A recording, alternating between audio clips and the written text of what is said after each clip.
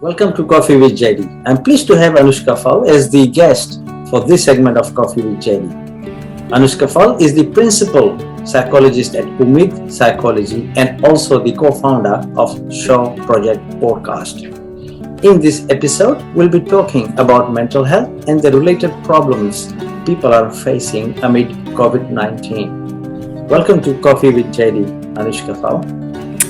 Thank you so much for inviting me onto the show. I'm very excited to discuss mental health and its implications on people during COVID times. I'm super pumped to be here. Thank you, Anushka. And before we go further, can we please hear more about you in terms of Umeed Psychology plus your project, Anushka?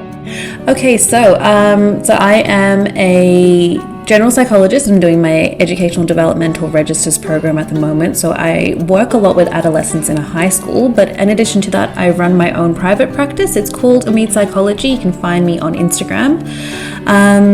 Essentially, a lot of the research that I did during my research project last year was around Asian Australian mental health. And I looked into how biculturalism, so living between, Australian values and Asian values, can impact like your mental health and the clash between the two different value systems. And so as a result of that, I realized that there was a really huge gap in the market. We've got therapists out there who haven't had the opportunity to become culturally competent because there wasn't a lot of research. So I started Umeed so that I could support people from Asian Australian backgrounds and from Pacific Islander backgrounds with issues that are specific to mental health and culture. On the flip side of that, I'm a co-founder for the Shore Project podcast with my friend Janvi. We started Shore because we found out that there were so many resources out there around mental health, around just everything, sexual health, immigration, international student support. But the problem is there wasn't one sort of hub where you can go to and get all of this information. And I guess through the podcast, what we aspire to do is to discuss migrant challenges. So whether if that means you migrated here a very long time ago, whether if you're a child of a migrant parent, whether if you're an international student, and then how to overcome those challenges. We also have a segment called Coming to Shore, which means we discuss audience stories for how they've made their way to Australia, whether if it was their parents who moved here and they were born and raised here, or whether if they moved here in recent times, sort of the challenges that they faced again, how they've overcome them, and then we sort of answer questions around that. We also have guest speakers from the community. So most recently we've interviewed people from the Multicultural Youth Advocacy Network and also from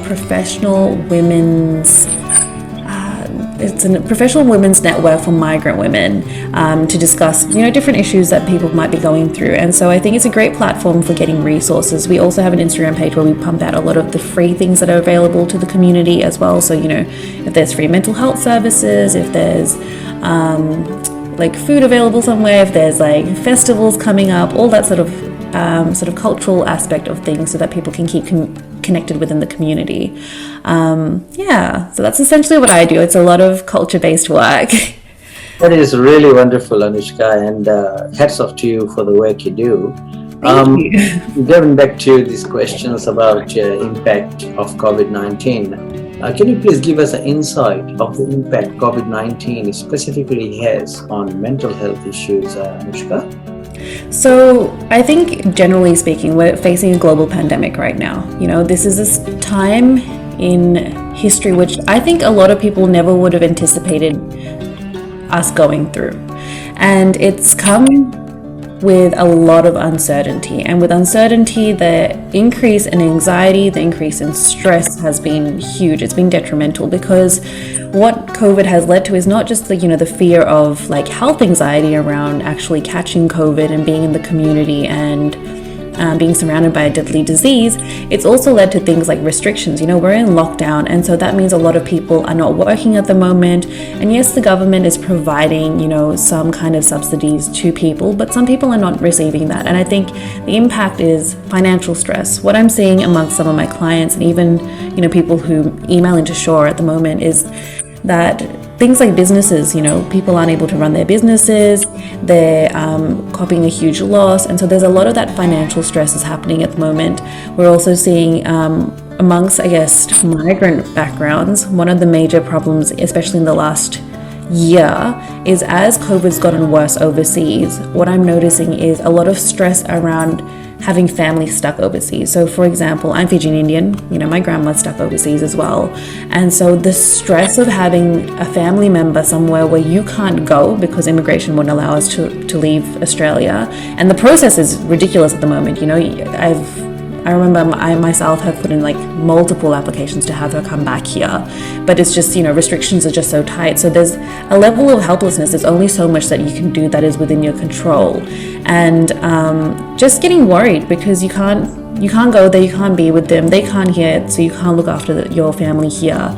Even when the cases rose in India, I was seeing amongst some of my international students or the international migrant workers that the stress was so high because you have to make this decision. Do I go back home and sacrifice, and jeopardize the opportunity to study and work here and my future here in Australia, or do I go back to see my family, which is really important as well, and I think that causes a lot of stress because you're here, you're at home, and when we're Asian and you come from the background that we do, whether if you're Fijian, Indian, Sri Lankan, whatever it is that your background is, we're still South Asian, and I think we come from a very collectivistic background. It's very different to coming from an individualistic background, like I guess say being Caucasian, in the sense that we're very family oriented. It's one of our core values. We know to be there to support our parents, our brothers and sisters, our grandparents. We're very tight-knit in that way.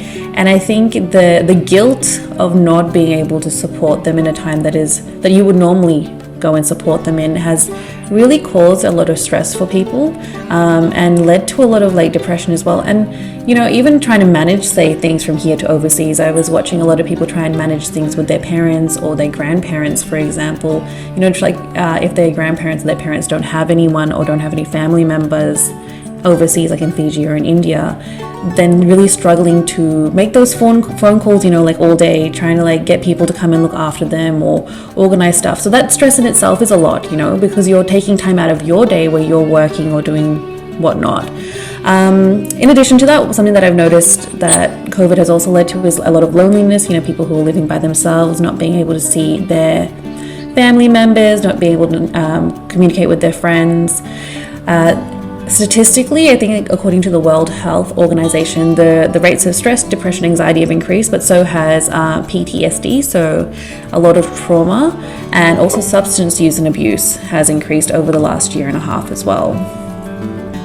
So yes, very, very true, Anushka. What you're saying is that I think generally this COVID is not helping anyone. It's I think a global pandemic, as we have been saying, and of course it has got effects on people, and which is really, really sad. Now, my next question to you is, Anushka, how do we identify the people who might be struggling with mental health issues? How do we know, or what are the symptoms basically that this particular person has got a problem? I think that's a really great question, because this is something that I find a lot with my young people, even adults who come to see me. We discuss a lot around what are some of the different, I guess, there's different factors involved in mental health, right? And those factors include emotional symptoms, you've got your physical symptoms, you've got your mental symptoms, and those are all different aspects. So for example, if you are going through a mental health issue, how do you know that you're stressed, depressed, or anxious, or whatnot? For example, emotional symptoms would look like low mood. You've got maybe you cry for no reason, you're feeling upset for no reason. Something that's been really common, especially as I'm down here in Victoria, and as we've been in lockdown for longer and longer, what I've noticed is a lot of apathy. So feeling numb, not feeling anything at all. I think that's a really big one. Losing interest, I guess, in your day-to-day sort of living, losing motivation, not being able to sort of get up in the morning. Those are some of the emotional symptoms that you can use to identify whether if you're going through, whether if you're struggling with your mental health. Physical symptoms, this is very important for, I think, people who are from Fijian Indian backgrounds, and especially from South Asian backgrounds, because in our language, we don't have the words. And this is something that I realized as someone who has done counseling in Fiji and does counseling in Urdu and Hindi. I've realized that when I speak to some of my clients in different languages, we don't have the words for it. Like, there's no word for mental health, there's no word for anxiety, there's no word for saying I'm depressed. And so the way that Asians tend to express themselves most likely in terms of their mental health is actually through physical symptoms. So, I'll get a lot of the, but my heart rate goes, really high, or my chest, I've got pain in my chest sometimes, or I feel really nauseous, or my stomach hurts a lot, or I've got like irritable bowel syndrome, or I struggle with a lot of headaches, I've got tension in my body. If you're feeling tension in your shoulders and your neck, because our body tends to hold on to a lot of the stress. What else is there? I have trouble breathing sometimes I have like panic attacks. All of these things, my palms get sweaty for no reason, I can't sit still, I fidget a lot. All of these symptoms that I've mentioned, they're physical symptoms of mental health issues. So even though you go through things emotionally, sometimes they present physically as well. A lot of my clients who go through anxiety, one of the major physical symptoms is they'll wake up in the morning and they feel the urge to throw up because they're feeling nauseous, but then nothing really comes out. So those are some good ways of looking at it. And, in terms of research, even some of the work that I did last year in my research project, I found that within our population in the South Asian community, we really do tend to use a lot more physical symptoms to describe when we're feeling off, because you can't really describe it in an emotional sense, and quite often we're not good at expressing it emotionally. Mental symptoms would include things like, negative thinking, thinking into like a spiral. So you get into a train of thought and you're like, okay, the worst case possible scenario, and you just keep going and going and going. Things like not being able to sleep at night, having broken sleep. If you're having lots of vivid nightmares, so like you're waking up in the middle of the night and you're like, whoa, that felt very real, but it was very strange. Vivid nightmares is another thing. Even just like a lot of negativity bias, not feeling like anything in your life can go right, and having those type of thoughts can be really difficult. There's actually a range of different negative thinking styles that you can have, having very black and white thinking, like everything is yes or no, or blaming yourself for everything even though something is not your fault. All of those things, the way that you think can really impact. I think that changes if your mental health is deteriorating. So if you're noticing a change in your personality and the way that you think normally, I think that is also a really big indicator or a red flag that maybe you're not doing so well with your mental health. Yes. That's very true. The way you have put this together is amazing, because we are unable to, like as normal people, we are unable to know that your next person sitting next to you is having an issue, unless they speak up. And as you said, our background, like Indians and Fijian Indians and like you said Asian, we do have an issue there, because we are unable to tell others that, I have this problem, because first of all, we are maybe scared, or we don't want to tell people, and this is where one of the major problems lie. And so the way you explained, that's really good, Anushka, because that will, people watching this show will be able to at least know now how to work out what's going on. Anushka, my next question to you is, we all know that we do have an issue, and so how or where do people can go and seek the help and support if there is a problem in the community, Anushka? So I think there's a few different ways. I am always big on seeking therapy, obviously. So come and see someone like me if you feel like you can't, and look, I understand this. I understand that sometimes, you're afraid to go and see a therapist, or you think it's not a good idea.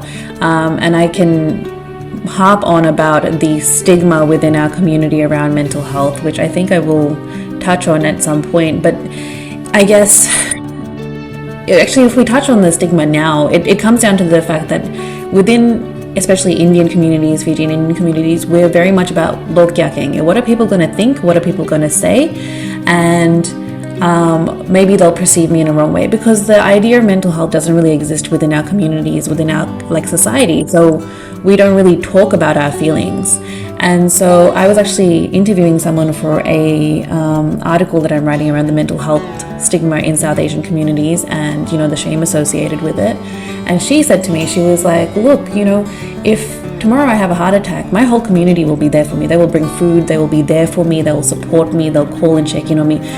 On the flip side, if I turn around and I say to someone, I'm depressed, no, everyone will be like, oh, okay, like just get over it, move on, it's just in your head. But she's like, that is a time when I can't get out of bed, when I am really struggling with my life, when I'm struggling with my motivation to, like, you know, my will to live and to move on and just get the basic daily things done, is when I need that support the most. That's when I need my community to be giving me, you know, bringing me food, to call me up, to check in on me and support me. Because how often does that happen in our community, that where we think everything is fine with someone, and then say, you know, someone commit suicide, and then we're like, oh, what happened? Like, I thought everything was going well in their life. And it's because we're too afraid to talk to people. So my biggest thing would be, when we're looking for support, seek therapy. If you're afraid to talk to your friends and family, go to someone who is neutral. And if you're worried about, you know, having to explain your cultural aspects, you know, or your values, come and see someone like me. There's a whole range of, I guess, South Asian therapists out there, especially within Australia. And I think one of my major motivations for becoming a South Asian specific therapist was because when I was growing up, there wasn't anyone who understood my background. So I guess going to an Australian therapist, they didn't quite understand, you know, why family was so important, or why I made certain decisions around, you know, like listening to my parents or doing things a certain way. And if you feel like you need some more relatability, go and find an Asian therapist. You know, you can come to Umeed, you can go through Shapes and Sounds. They have a whole directory. You can go through South Asian Therapist, the Australian Psychological Society. The other forms of support I would highly recommend is that if you're like, no, I don't want to do therapy just yet, attend seminars, attend workshops. I run a bunch of them. I do chai chats in communities quite frequently. We talk a lot about these issues. You might get some advice. Listen to podcasts, you know, those are great too. Like, Sean does a lot of talk around mental health. You might get some advice from there, you know, that it's quite general. There's a bunch of other podcasts out there on Spotify as well. Go to your family and friends for support. They, you know, even as a family or friend of someone who is going through a mental health issue, what I always say is, like, you don't have to fix their problem.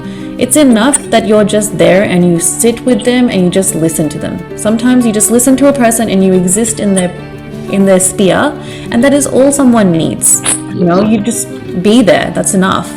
And then I guess the alternatives of that is that there are online forums, there's group therapy available, and I think one of the other really great resources that's Australia-wide is the Mental Health Foundation. So the Mental Health Foundation Australia does a lot of work around this sort of stuff. If you hop onto their website, they actually have so many resources, you know, from even if you're interested to learning more about teaching mental health within your community, or like you want to do like a mental health first aid training. You do first aid training anyway. Go do mental health first aid training and support people around you and learn a little bit more about mental health. There's so many resources out there for both you to support yourself and you to support other people. I guess on that note, it is Mental Health Day tomorrow, so the 10th of October, which is also Fiji Day, great day.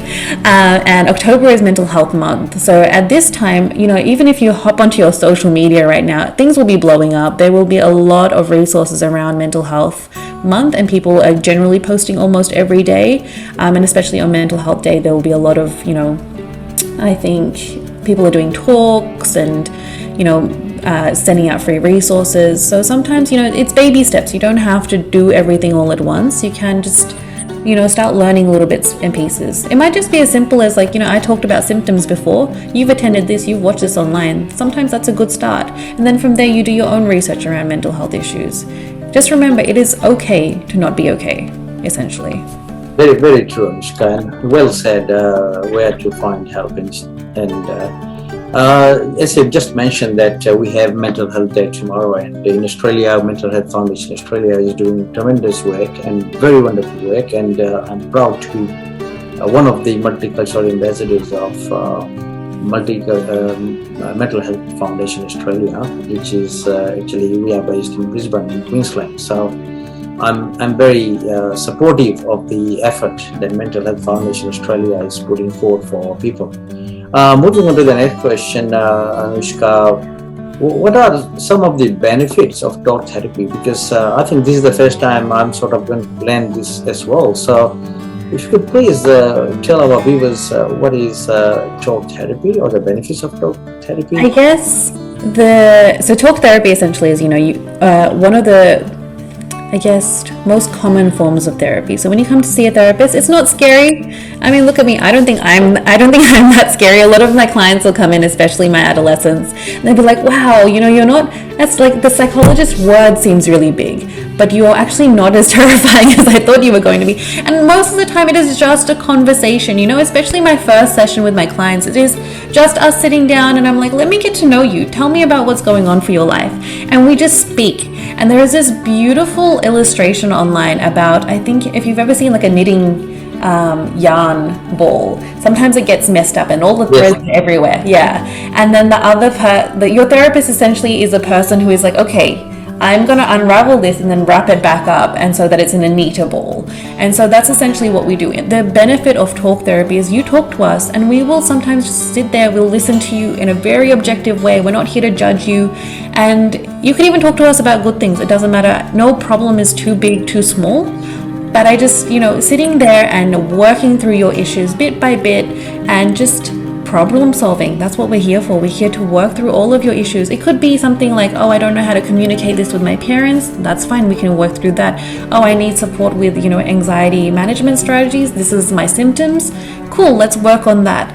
It's just, that's what we're here for. We're here to support you the best that we can. It's like having a personal cheerleader almost, someone who is there to motivate you at the time that you can't motivate yourself, and someone who is just there to listen to you in that 1 hour that you spend with your therapist. It is just you and them. And there's so much privacy and confidentiality. No one finds out that, you're talking to that person unless you choose to tell it. We can't tell anyone else about it. We're bound by ethical guidelines as well. And I know that that's quite a big, sometimes a lot of people worry about this sort of stuff. No, just come and see us. We're here for that sort of thing. But talk therapy, I think, is really great. And it is just a conversation. Sometimes a conversation can really help. You're holding in so much sometimes. You got to unbottle that, let it out, and it's fine. That's wonderful, Anushka. Well said. And I like the example you've given, that it is just like everything is tangled up and all you guys do is just undo that for that particular person. So that's really wonderful, like it's very well explained. So yes, viewers, when you're watching this, of course, Anushka is there and Mental Health Foundation Australia is there to help you out. Finally, dear viewers, as you've heard, that the mental health is a growing problem and we have to look after each other. Being a multicultural ambassador here in Queensland, in Brisbane, through Mental Health Foundation Australia, we all are aware of the problems people are facing. And during this Mental Health of October, we are raising the awareness throughout Australia to contain the growing problem. Once again, thank you so much for coming on the show, Anushka. We highly appreciate your presence here. Thank you for coming on the show, Anushka. No, thank you so much for having me on board. I really, really enjoyed this. Definitely, if anyone has any questions, feel free to email me or hit me up. You can, or slide into my DMs on Instagram, so at Umeed Psychology. Or if you want to email me, it's anushka@umeedpsychology.com.au. Happy to answer any questions around this sort of stuff. Thank you, Anushka. And to all our viewers, thanks for watching Coffee with JD. And we shall meet next week. Till then, please take care. Good night.